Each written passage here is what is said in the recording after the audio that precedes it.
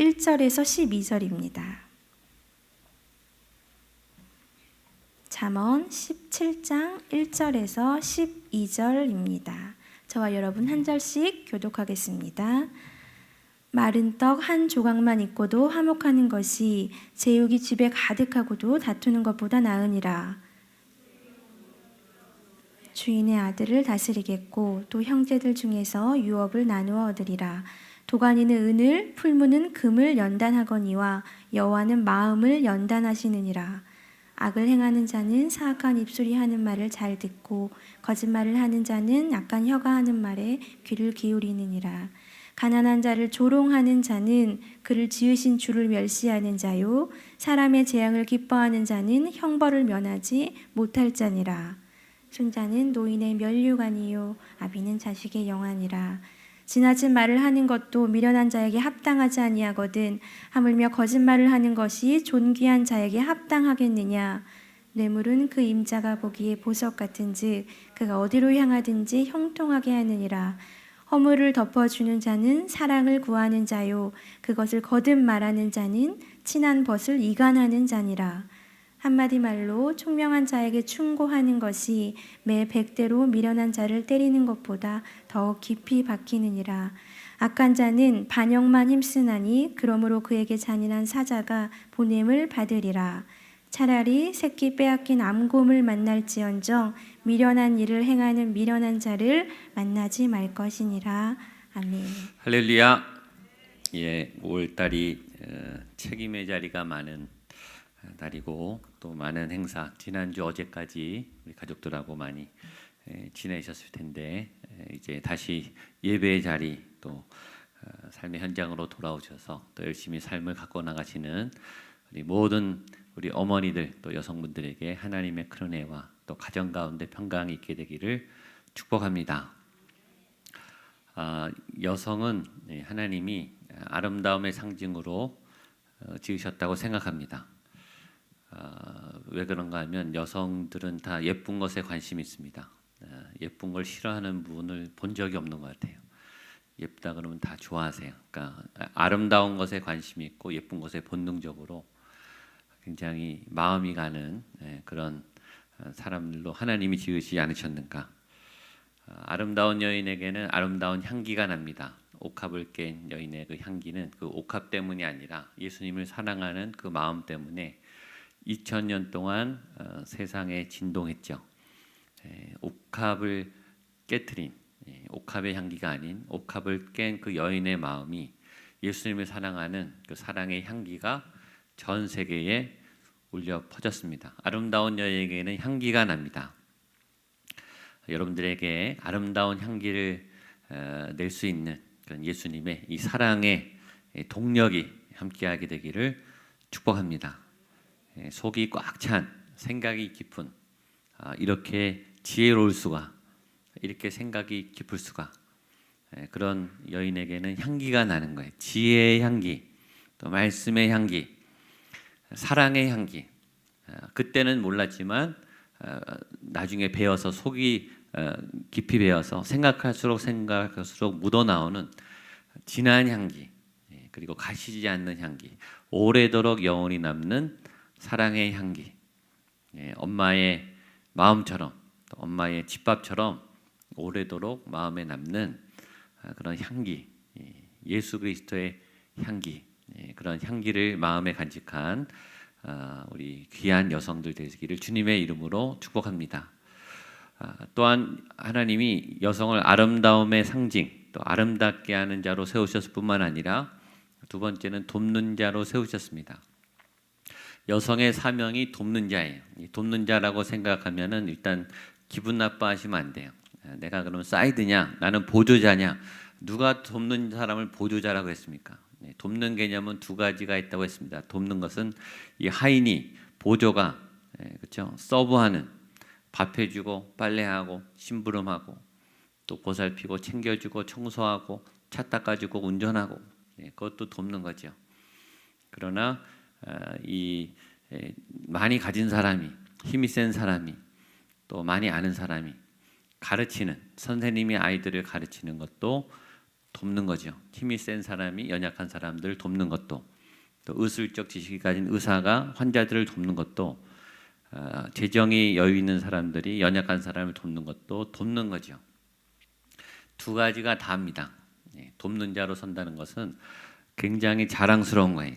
돕는 자의 사명을 주셨어요. 왜냐하면 아담이 혼자 있었을 때 독처하는 것이 좋지 못해서 홀로 서기가 힘든 남성들을 세우는 자로, 돕는 자로, 보조자가 아니라 하나님께서 동등하게 돕는 자로, 사명이 돕는 자로 세워진 거예요.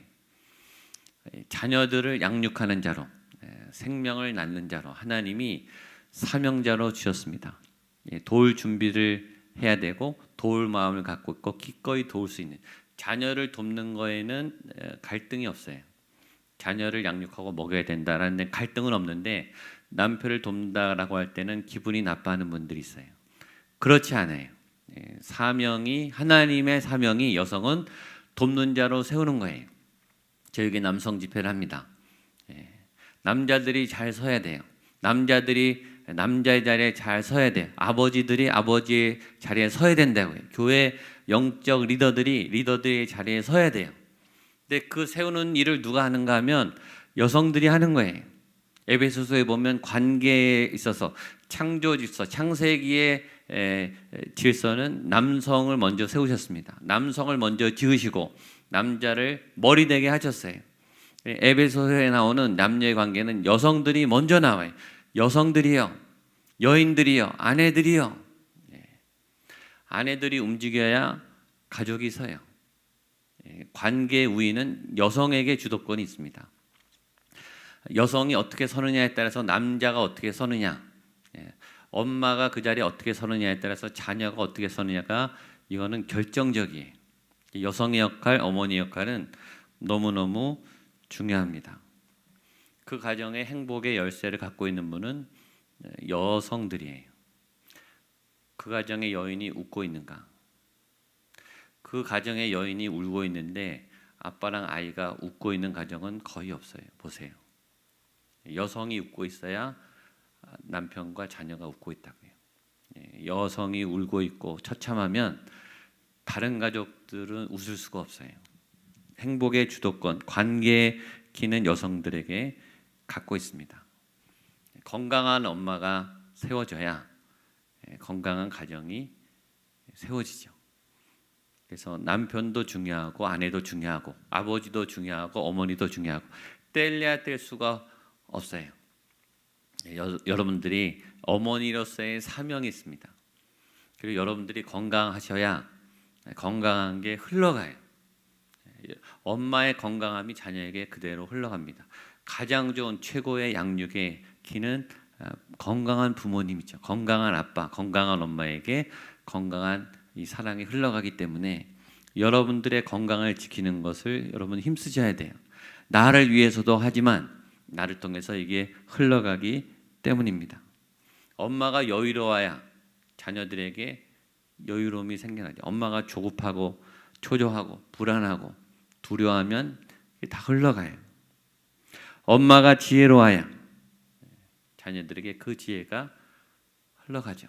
삶의 현장에서 묻어나오는 삶의 지혜, 판단력, 분별력, 갈등과 위기를 극복하는 능력, 그거는 학교에서 학원에서 절대 배울 수 없는 거예요. 이렇게 힘들 때 이렇게 하는 거구나. 우리 엄마가 이렇게 했지. 이렇게 결정하셨지. 이렇게 기다리셨지. 이렇게 말을 바꾸셨지. 이렇게 하나님께서 우리 여성들에게 준 지혜, 사랑. 근데 엄마에게 그 지혜가 있어야 흘려보내죠. 엄마에게 생명이 있어야 흘려보내죠. 엄마에게 건강이 있어야 흘려보내죠. 그 하나님께서 여러분에게 부어주시는 그 엄마로서, 여성으로서, 또 아내로서, 딸로서 주시는 하나님의 그 풍성한 은혜가 이곳에서 늘 날마다 채워지게 되기를 주님의 이름으로 축복합니다. 오늘의 말씀은 그런 사랑, 만남, 그리고 마음에 대한 지혜 잠언서의 말씀을 보려고 합니다. 첫 번째는 주제가 화목입니다. 1절 말씀을 같이 한번 보겠습니다. 시작. 마른 떡 한 조각만 있고도 화목하는 것이 제육이 집에 가득하고도 다투는 것보다 나으니라. 화목, 첫 번째 주제는 화목입니다. 믿음은 항상 공동체성을 대변해. 그 사람이 믿음이 있는가? 그 사람이 하나님을 잘 믿는가? 공동체 관계성을 어떻게 하는가 물어보면 바로 알아요. 그 사람이 예배를 어떻게 드리는가? 또 신앙생활을 어떻게 하는가? 관계성을 보면 다 드러나요. 하나님을 잘 믿는 사람은 반드시 관계가 좋게 돼 있어요. 사람들하고 관계가 좋게 돼 있다고요.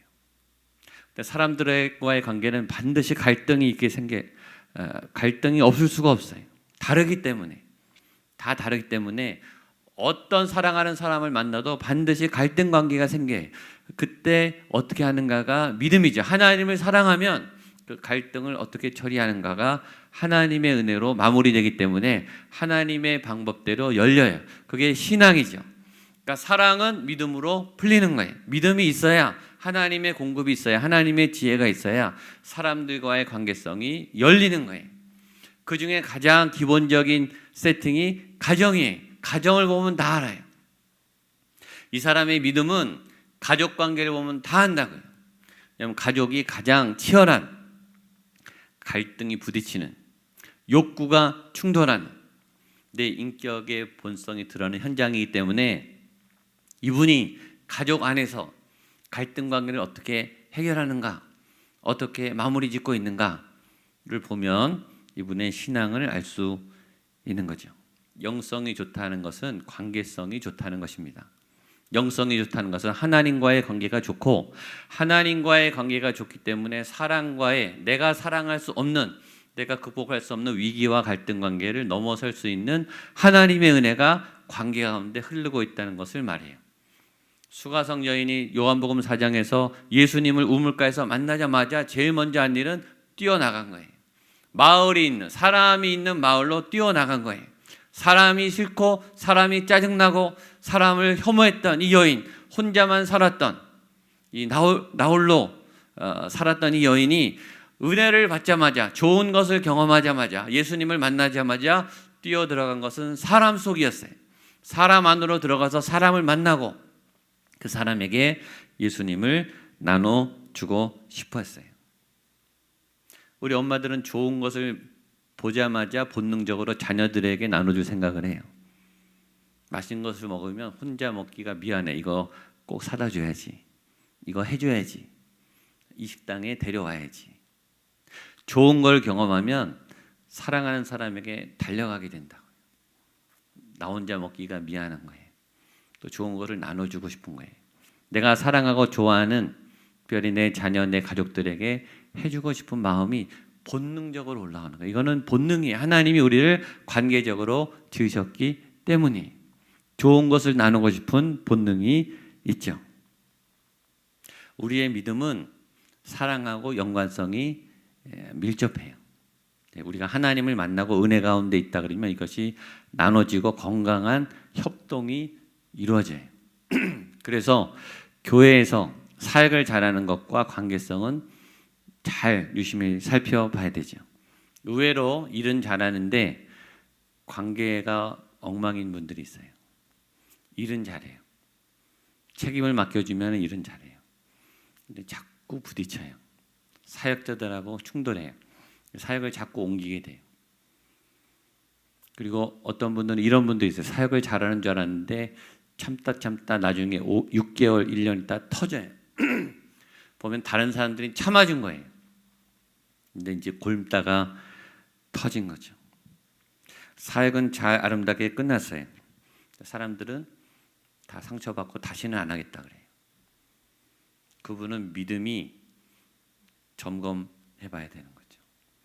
무엇을 위해서 사역했는가? 어떤 사역, 결과, 이거 했다 라고는 일중심적인 사람의 치명적인 부분은 관계성이에요. 가정도 똑같습니다. 교회에선 믿음이 다 있어 보이지만 남편과 관계를 어떻게 하는가? 자녀와 관계를 어떻게 하는가? 좋을 때는 다 좋아요. 가정이 평안이 있고 재정이 괜찮고 자녀들이 말을 잘 듣고 또 학업도 잘하고 이럴 때는 상관이 없어요. 좋을 때는 다 좋죠. 좋을 때는 다 좋죠. 근데 그렇지 않을 때, 부딪힐 때, 생각이 다를 때, 나랑 다른 표현을 할 때, 다른 결정을 내리려고 충돌할 때, 나를 따라오지 않을 때, 그때 어떻게 하는가? 여러분, 왜 가정이 사회의 기초도 아니고 가정이 교회의 기초이고 왜 하나님은 교회보다 가정을 먼저 만들어 놓으셨을까요? 가정에서 모든 게 시작이 돼요. 생명도 시작되죠. 관계성도 시작돼요. 관계를 어디서 배우는가? 가족에게서 배워요. 엄마에게서 배우죠. 제일 먼저 생후 태어나서부터 2년까지는 모든 것을 엄마에게 다 배워요. 관계하는 법, 대화하는 법, 나누는 법, 표현하는 법, 공급받는 법, 독립하는 법, 그걸 다 엄마의 관계에서 배우는 거죠. 그 안에서 관계성이 굉장히 형성돼요. 그래서 엄마가 건강하게 이 아이에게 양육하고 나눠야 될 책임이 있어요.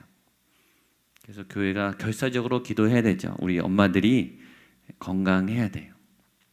엄마들이 너무 스트레스를 받고 또 해결하지 못하는 어려움으로 해결하지 못하면 이 독이 다 가족들에게 흘러가요. 그 독이 어디 가겠어요? 그렇죠? 그 아픔이 어디 가겠어요? 그 분노가 어디 가겠어요? 다 가족들에게 독으로 작용합니다. 건강한 관계의 척도는 갈등 관계에서 나타나죠.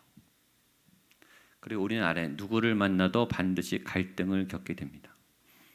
내 마음에 꼭 드는 사람은 없어요. 나도 내 마음에 안 드는데, 나도 내가 실망스러울 때가 있는데 내 까다로운 이 기호를 누가 맞춰주겠어요? 누구도 못 맞춰줍니다. 반드시 충돌해요. 심각하게 충돌해요. 특별히 중요한 영역에서 다룰 때 심각하게 충돌해요. 거기에 필요한 것이 하나님의 은혜요, 사랑이에요. 제가 결혼할 때마다, 결혼 주례를 할 때마다 부부에게 말하잖아요. 이 세상에 모든 것을 믿고 모든 것을 바라며 모든 것을 견디고 또 모든 것을 소망하는 그런 부부는 없습니다. 본 적이 없습니다. 반드시 갈등이 있습니다. 극복할 수 없는, 부부가 절대 해결할 수 없는 아주 커다란 벽과 심각한 장애를 반드시 만납니다. 내 인격과 내 사랑의 능력으로는 풀어낼 수 없는 그런 치열한 죄의 현장, 범죄의 현장, 반드시 용서해야 되는 그런 치명적인 악이 가족 안에서 드러난다고요. 그때 인간적인 마음으로는 갈라져야 돼요. 용납이 안 됩니다. 그 사랑을 넘어설 수 있는 힘은 주님의 사랑이에요. 그래서 결혼식 때 주님과 같이 결혼하는 거예요. 그래서 좋은 결혼식은 그때 성찬을 하면 좋아요. 부부가 연합하고 예수님하고 연합해서 이 부부가 해결할 수 있을 때는 괜찮지만 이 부부가 도저히 두 사람이 해결할 수 없는 그런 치명적인 갈등 관계에 있을 때 예수 그리스도의 보혈이 용서할 수 있도록, 넘어설 수 있도록, 자녀를 향한 분노, 자녀를 향한 실망감, 자녀를 향한 막막함, 그런 한계에 부딪힐 때마다 예수 그리스도께서 넘어서게 하시는, 갈등을 극복하게 하시는 용서와 사랑, 이 화목의 능력, 그것이 우리 모두에게 필요하죠. 그래서 갈등을 어떻게 맞설 수 있는가, 위기를 어떻게 대처할 수 있는가, 화목이라고 오늘 성경이 우리에게 말하고 있습니다. 여러분들의 가정이 화목한 가정이 되기를 축복합니다. 말은 좋죠.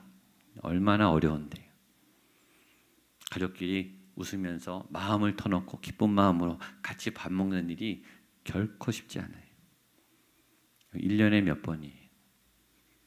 다 앉아있지만 각자 생각으로 문을 닫고 벽을 치고 경계하면서 조심하면서 조마조마하면서 밥을 먹고 조마조마하면서 대화를 하고 조마조마해하면서 한 공간에 있다고요. 화목이 얼마나 어려운 건데요. 화목이 내가 화목하고 싶다고 내가 아내랑 화해하고 싶다고, 내가 아이들하고 화해하고 싶다고 화해가 되냐고요. 대화하고 싶다고 대화가 되냐고요. 굉장히 어렵습니다. 여기 나오죠. 마른 떡 한 조각 있고 화목하는 것이 제육이 집에서 가득하고도 다투는 것보다 나으니라. 마른 떡으로 싸우는데 제육이 온다고 안 싸우겠습니까? 싸울 사람은 마른 떡에도 싸우고 제육에도 싸우는 거예요. 그러나 화목할 수 있는, 마른 떡으로도 화목할 수 있는 분들은 제육으로는 더 기쁨이 있겠죠. 우리 사회는 화목이 필요한 사회, 우리의 가정은 화목이 필요해. 우리 교회는 화목이 필요해. 저희 교회가 커지면서 문제도 점점 많아지는 거 아시죠? 사람이 많으면 문제가 많아져요. 결정할 일도 많아져요. 다툼도 많아져요. 싸움이 많아져요. 사고도 많아요. 사람이 많은데. 그래서 우리는 더 기도해야 되죠. 자녀들이 자랄수록 또 우리의 몸집이 커질수록 또 우리의 생활 반경이 넓어질수록 우리를 화목하지 못하게 하는 많은 적들이 있어요. 이 화목을 어떻게 이루어가는가? 이것이 믿음이고 영성이. 화목은 여러분의 현실적인 문제입니다. 남편과의 화목, 아들과의 화목, 딸과의 화목, 아버지 어머니와의 화목. 제일 기본적인 것은 나 자신과의 화목이에요. 내가 나랑 화목해야 돼요. 내가 나에 대해서 늘 불만이 많아요. 너는 왜 이러니? 너는 왜 이 모양이니? 항상 자기를 저주하는 분이 의외로 많아요. 항상 자기에게 넌 이래서 안 돼. 넌 아직 멀었어. 너는 늘 부족해. 자기를 늘 채찍질하는 분들이 있어요. 화목. 좀 참는다고 화목이 일어나는 건 아니에요. 갈등을 풀어야 돼요. 갈등이 터져야 돼요. 갈등이 터져서 이게 아무라야 화목이지 우리는 화목을 그냥 덮어요. 얘기 안 하고 모른 채 여기 큰 폭탄이 있는데 폭탄 없어. 없는 거야. 이렇게 부인해요. 그건 화목이 아니에요. 아직 안 터졌을 뿐이에요. 그런 화목이 아니라 그런 폭탄을 제거해야죠. 갈등을 노출시키고 불편한 얘기를 하고 그러면서 이걸 아물게 해가면서 그 독이 퍼지지 않도록 그걸 우리가 할 수 없기 때문에 성령님의 지혜가 필요한 거예요. 하나님의 말씀의 인도함이 필요한 거죠. 그 다음에 그 지혜가 나옵니다. 2절 보겠습니다. 2절 시작. 슬기로운 종은 부끄러운 짓을 하는 주인의 아들을 다스리겠고 또 형제들 중에서 유업을 나누어 얻으리. 여기 슬기로운 종과 부끄러운 짓을 하는 주인의 아들 이렇게 나오죠. 일단 신분의 차이는 종하고 주인의 아들이에요. 이거는 넘어설 수 없어요. 주인의 아들이 훨씬 위에요. 그렇죠? 주인이기 때문에. 또 주인의 권한이 아들에게 있죠. 종, 이거는 격차가 많이 나는 사람들인데 근데 종은 슬기롭고 주인의 아들은 부끄러운 짓을 하는 사람이. 그렇죠? 이렇게 대조적인 신분의 상황에 있지만 지혜는 얼마나 위대한가 하면 그 주인의 아들의 부끄러운 짓을 다스릴 수 있다라는 거예요. 참는다고 해결되는 게 아니라 부끄러운 짓, 하면 안 되는 짓, 있어서는 안 될 죄악의 실상을 다스려서 처리할 수 있는 능력이 슬기로운 종에게 있다라는 거예요.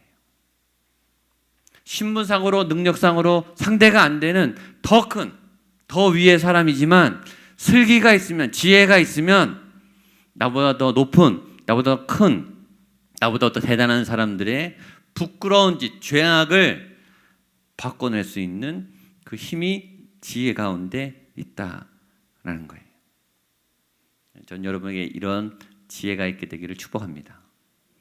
나는 자격이 없어, 나는 힘이 없어, 나는 종이야, 나는 여자야, 나는 약해, 나는 배운 게 짧아, 나는 신앙 경력이 짧아.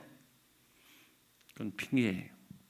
아무리 종일지라도 지혜가 있는 슬기로운 종은 주인의 아들의 부끄러운 짓을 바꿔낼 수 있습니다. 이런 역사가, 이런 간증이 여러분에게 넘쳐나게 되기를 축복합니다. 두 번째는 유업을 나누어서 얻게 한다라는 거예요. 부끄러운 짓을 한 가문의 아들은 유업을 못 받아요. 근데 이 슬기로운 종 때문에 그 아들이 유업을 받게 한다라는 거예요. 슬기로운 자가 도와주면 유업이 생겨요. 없던 떡도 생겨나요. 없는 재산이 생겨나요. 슬기. 죄악을 제거하고 또 받을 복을 당연히 받게 하는, 받을 권리를 받게 하는 그런 참 지혜가 슬기에 있다라는 거예요. 때로 종이 주인을 부끄럽게 하죠. 종이 주인을 가르쳐요. 때로 목회자를 평신도 성도님들이 가르쳐요. 때로 아이가 부모를 부끄럽게 해요. 가르치죠. 그걸 보고 배울 수 있는 슬기, 지혜. 반대로 여러분들보다 더 커 보이는 사람, 여러분들보다 더 많이 가져 보이는 사람, 여러분보다 더 똑똑해 보이는 사람을 부끄럽게 하고 죄를 떠나가게 할 수 있는 힘이 슬기로운 자에게 있음을 믿게 되기를 축복합니다. 그런 지혜가 우리 어머니들에게, 우리 여인들에게 넘쳐났으면 좋겠습니다. 3절입니다. 시작. 도가니는 은을, 풀무는 금을 연단하거니와 여호와는 마음을 연단하시느니라. 그런 지혜는 어디서 오는가? 하나님의 연단된 마음을 통해서 나오는 거예요. 성경에는 마음을 지키라 이런 말씀이 굉장히 많이 나와요. 마음 굉장히 중요해요. 마음이 하나님의 마음으로 연단되어야 된다. 마음이 한꺼번에 저절로 딱 생기는 게 아니에요. 마음은 연단돼야 된다. 감정을 다스리고 의지적인 일로 나가고 또 지혜를 얻는 일은 한 번에 어느 날 딱 마술처럼 확 변하는 게 아니에요. 연단이 되는 거예요. 마음이 연단이 돼. 우리의 상처도 점점 커져요. 가만히 있는 건 없어요. 상처를 놔두면 점점 커져요. 우리 안에 악이 점점 커져요. 죄가요 점점 커져요. 불안한 마음이 점점 커져요. 나쁜 일들 놔두면요 더 나빠져요. 가만히 있지 않아요. 자라요. 죄도 자랍니다. 하나님의 믿음도 자라요. 좋은 생각도 자라요. 선한 마음도 자라요. 좋은 마음도 자라요. 하나님 말씀하세요. 그 마음을 연단하라.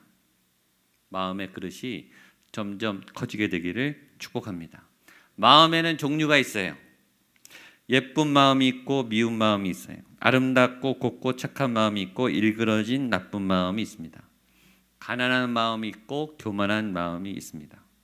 자족하는 마음이 있고 탐욕적인 마음이 있습니다. 부드러운 마음이 있고 굳은 마음이 있습니다. 하나님은 마음을 보세요. 중심을 보세요. 여러분들의 마음의 상태를 점검하세요. 여러분들의 마음은 어떻습니까? 사단이 마음을 공격합니다. 마음을 해집어넣어요. 믿음은 중심 싸움이에요. 그 마음이 하나님에 의해 다스려지는가? 그 마음이 혼란한 사단과 분열과 거짓으로 다스림을 받는가? 어떤 사람은요 마음이 단단해요. 마음이 돌같이 굳어 있어요. 딱 만나봐서 얘기해 보면 알죠. 이 사람의 마음은 돌 같다. 이 사람은 딱딱하다. 이 사람은 차갑다. 들어가지지가 않아요. 철문으로 닫혀 있어요. 대화가 안 돼요. 별로 만나고 싶지 않아요. 알죠? 보자마자 만나고 싶지 않은 사람이 있어요. 어떤 사람들의 마음은 굉장히 부드러워요. 따뜻해요. 가까이 가고 싶어요. 얘기를 할수록 더 하고 싶어요. 늘 누군가를 불편하게 하는 사람이 있어요. 일부러 그런 건 아닌데 그 사람이 나타나면 다 불편해져요. 늘 누군가를 편안하게 하는, 무장을 해제하게 하는 마음이 있어요. 그 사람이 오면 긴장했던 사람들이 다 풀어져요. 저는 여러분들이 그런 온유한 마음을 가진 하나님의 사람이 되기를 축복합니다. 하나님이 그 마음을 연단하세요. 연단하시는데 이 연단이 도가니가 은을, 풀무가 금을 연단하시 여호와께서 마음을 연단해 나가신다. 녹여야 되죠. 죄가 높고 상처가 높고 우리의 잘못된 패턴이 녹아내도록 하나님이 연단하시죠. 전 여러분들이 그 마음을 하나님께 연단받는 것을 주저하지 않게 되기를 축복합니다. 그럼 그 오염된 불순물을 이 풀무불에 내려놔야 돼요. 제단에 쏟아야 돼요. 피의 능력으로 덮여야 돼요. 그러려면 이걸 하나님 앞에 쏟아내셔야 돼요. 움켜 갖고는 아까 말했지만 폭탄을 제거해야지 이 없다. 가리는 것으로는 해결이 안 돼요. 가렸다가 튀어나왔다가 가렸다가 튀어나왔다가 자괴감만 늘어나요. 자꾸 후회만 돼요. 그러지 말고 여러분들의 근본적인 그 깊은 어둠과 상처들이 하나님의 그 불연단, 불시련, 풀무불 앞에서 다 녹아 내려지게 되기를 축복합니다. 그런 마음을 담금질할 때 주의할 점이 있어요. 7절입니다. 시작. 지나친 말을 하는 것도 미련한 자에게 합당하지 아니하거든 하물며 거짓말을 하는 것이 존귀한 자에게 합당하겠느냐. 하나님께서 마음을 연단하실 때 주의사항 거짓말하지 말아라. 거짓말하지 않게 되기를 축복합니다. 노력하셔야 돼요. 그건 의지적으로 선포하셔야 돼요. 그렇게 해도 거짓말하게 됩니다. 이 사회는 또 사역하면서도 거짓말을 안 할 수가 없어요. 하게 돼요. 우리가 습관이 많기 때문에 특별히 자녀들 앞에 거짓말하지 않게 되기를 축복합니다. 결단하셔야 돼요. 내가 거짓말하지 않겠습니다. 내가 정직하겠습니다. 내가 바르게 말하겠습니다. 주님, 내 입술을 다스려 주십시오. 내 입술에 당신의 숯불로 지져 주십시오. 내가 사악한 말, 거짓말 하지 않도록 나를 다스려 주십시오. 사역자들이 얼마나 거짓말 많이 하는지, 목사들이 얼마나 거짓말 많이 하는지 너무 많이 해요. 항존직들이 거짓말을 얼마나 많이 하는지 너무 많이 해요. 그래서 너무 많이 해서 당연한 줄 알아요. 거짓말은 크게 세 가지입니다. 첫 번째는 부인하기, 아닌 척 하는 거예요. 난 아니라고 생각하는 거예요. 아는데 아닌 것처럼, 있는데 없는 것처럼. 두 번째는 과장하기, 부풀리는 거죠. 더 있는 것처럼, 더 믿음이 좋은 것처럼, 더 하나님하고 가까운 것처럼, 더 신앙이 좋은 것처럼, 더 많이 배운 것처럼, 더 경험이 많은 것처럼 우리는 인정받고 싶어요. 그래서 내가 갖고 있는 것보다 더 많이, 더 많은 반응을 원하죠. 세 번째는 축소하기죠. 있는 모습 그대로가 아니라 자꾸 축소시켜요. 죄에 대해서, 단점에 대해서 자꾸 축소하죠. 거짓말을 하는 것이 존귀한 자에게 합당하겠느냐? 거짓은 하나님의 사람들하고 어울리지 않아요. 그걸 우리도 알아요. 그래서 더 가리죠. 더 아닌 것처럼 포장한다고요. 사람은 속아주죠. 알면서도 속아줘요. 말 안 해요. 말하면 불편하거든요. 넘어가 주는 거예요. 알지만 사람도 그래요. 하나님도 넘어가 주세요. 그것이 허용하는 건 아니에요. 지혜의 마음, 사랑의 마음, 화목하기 위해서 슬기가 필요하고, 슬기를 위해서는 하나님의 마음으로 다스림을 받아야 되고, 그러기 위해서는 거짓을 제거하셔야 돼요. 제 안에, 여러분 안에, 여러분의 가정 안에, 교회 안에 거짓 권세가 예수의 이름으로 떠나가게 되기를 축복합니다. 가급적 더 진실하게, 가급적 더 투명하게, 완벽하게 거짓을 숨길 수는 없죠. 거짓이 이 사단이 거짓의 압이라 그랬어요. 죄의 본성이 거짓이에요. 가리고 덮고 포장하는 거. 우리는 죄성을 가진 존재이기 때문에 끊임없이 죽는 날까지 이 부분과 싸워야 돼요. 죄와 싸운다는 것은 거짓과 싸우는 거예요. 거짓과 전쟁을 해야 되는 거죠. 진실과 진리를 가지고 싸워야 되는 거예요. 진리가 없으면 거짓과 싸울 수가 없어요. 진리로 무장하지 않으면, 내 안에 진리가 없으면 거짓을 몰아낼 수가 없어요. 거짓을 의존하거든요. 거짓이 우리에게 보상을 줘요. 진리가 없으면 거짓으로 포장하게 된다고요. 거짓과 싸워서 마음을 연단하게 되기를 축복합니다. 마지막 12절 보겠습니다. 미련에 대해서 얘기합니다. 시작. 차라리 새끼 빼앗긴 암곰을 만날지언정 미련한 일을 행하는 미련한 자를 만나지 말 것이니라. 아멘. 이 부분 기도하세요. 네, 미련한 자를 만나지 않도록. 차라리 새끼 빼앗긴 암곰, 이건 불같이 얼마나 분노가 폭발한 암곰이에요. 그 곰을 만날지언정 미련한 자를 만나지 않는 게 좋다.